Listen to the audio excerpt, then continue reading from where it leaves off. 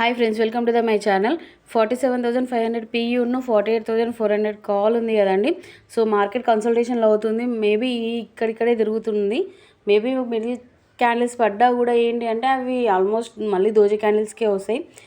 ఎప్పుడు కానీ కన్సల్టేషన్ అనేది ఎంత అయితే అంత మంచి బ్రేక్అవుట్ వస్తుందండి, అప్ సైడ్ అయినా డౌన్ సైడ్ అయినా.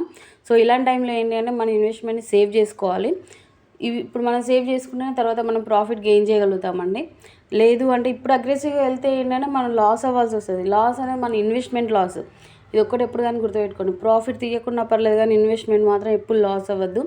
లాస్ అయితే మాత్రం మనం మళ్ళీ ఏం చేయలేము. మళ్ళీ పెట్టాలి అంటే అది కంప్లీట్గా మైండ్ అనేది ఒక వేలో వెళ్ళిపోతూ ఉంటుంది.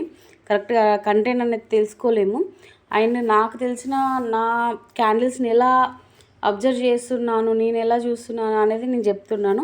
ఐ హోప్ మీరు నాకు సపోర్ట్ చేస్తారని అనుకుంటున్నాను అండి. Thank you. Like and subscribe to